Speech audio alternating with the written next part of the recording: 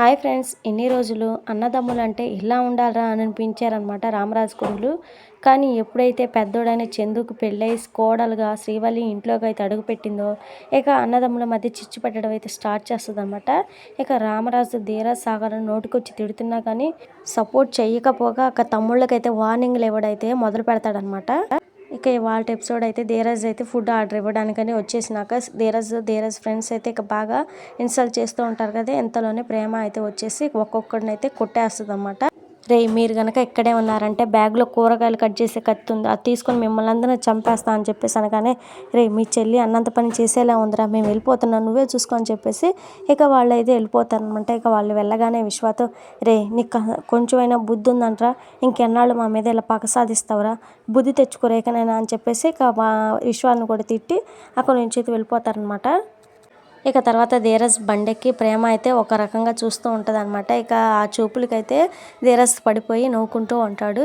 ఎందుకురా నవ్వుతున్నావు, నేనేమన్నా జోకర్లా కనిపిస్తున్నానా అని చెప్పేసి ధీరజ్ని అయితే అడుగుతూ ఉంటుంది అనమాట ప్రేమ. అందుకు కదలే, నువ్వు చేసిన వేరే నారే విన్యాసం గుర్తొచ్చి నవ్వుతున్నానులే. మీ అన్నయ్య గాడేమో సెల్ టవర్లో అంత ఉంటాడు, నువ్వేమో చిట్టు మిరపకాయలే ఇంత ఉంటావు. ఈ పిట్ట పర్సనాలిటీతో వాడిపైకి ఎగిరెగిరి పడుతుంటే నవ్వు రాక ఏమొస్తుందని చెప్పేసి ధీరజ్ అయితే అంటాడనమాట. రేయ్, మిరపకాయ ఎంతున్నా దాని ఘాటు మామూలుగా ఉండదు తెలుసుకొని చెప్పేసి ప్రేమ అయితే అంటుంది. తెలుసుకోవడం ఏంటి, డైరెక్ట్గా చూసేస్తాను. ఇంతకీ నాకు అర్థం కాని విషయం ఏంటంటే, మీ అన్నయ్య వాళ్ళని ఎందుకు కొట్టడానికి వెళ్ళావు అని చెప్పేసి అడుగుతూ ఉంటాడనమాట ధీరజ్. ఎందుకేంట్రా బుద్ధి లేకుండా మాట్లాడుతున్నావు, నిన్ను ఎగతాళి చేస్తుంటే నాకు కోపం రాకుండా ఎలా ఉంటుందని చెప్పేసి ప్రేమ అయితే అంటుందన్నమాట. నాకు ఈ పాయింట్ దగ్గరే కన్ఫ్యూజ్ ఏర్పడింది. డెలివరీ బాయ్స్ అంటే చిన్న చూపు ఉంటుంది, మీ అన్నయ్యకి నాపై కోపం ఉంది కాబట్టి ఎగతాళి చేయాలని చూశాడు. కానీ నువ్వు ఇంతకుముందు వాడికంటే దారుణంగా వెధవ, జులాయి వెధవ, పనికి మాలిన వెధవ అని చెప్పేసి తిట్టేదానివి కదా.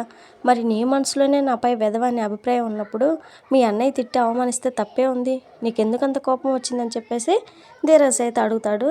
ఇక ఆ మాటగా ప్రేమ అయితే ధీరజ్ వైపే చూస్తూ ధీరజ్ మీద ఉన్న ప్రేమను పైకి చెప్పకుండా అలానే చూస్తూ ఉంటుంది అనమాట. ఇక ధీరజ్ అయితే, హలో కంటి చూపు కాంచనమాల, మీ అన్నయ్య నన్ను అవమానిస్తుంటే నీకెందుకు కోపం వచ్చింది, ఆ కోపానికి కారణం ఉంటుంది కదా, అదేంటి అని చెప్పేసి అడుగుతూ ఉంటాడనమాట.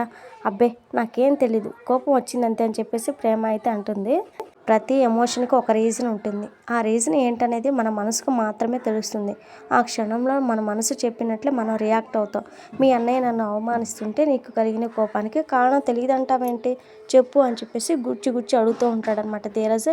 ఇక ప్రేమ అయితే, ఏమో అవన్నీ నాకు తెలియదురా, నిన్నెవరైనా ఒక్క మాట అంటే మాత్రం నేను తట్టుకోలేకపోతున్నాను, ఆ క్షణం నాకు తెలియకుండానే కోపం వచ్చేస్తుందని చెప్పేసి అంటూ ఉంటుందన్నమాట. ఇక ఆ మాటకి ధీరజ్ అయితే, ఓహో నాకు ఓ విషయం క్లియర్గా అర్థమైంది, ఇంతకుముందు కోతిలా మీద పడేదానివి, ఇప్పుడు ఆ జబ్బు తగ్గిపోయిందని చెప్పేసి అంటాడనమాట. ఇక ప్రేమ అయితే, సచ్చినోడా నన్ను కోతి అంటావా అని చెప్పేసి ధీరజ్ని అయితే కొడుతుంది. ఇక ఆ తర్వాత ధీరజ్ వెళ్ళిపోతూ ఉండగానే ఇక ధీరజ్ వైపే చూసి బా అని చెప్పేసి ప్రేమగా పిలుస్తూ ఉంటుంది అనమాట.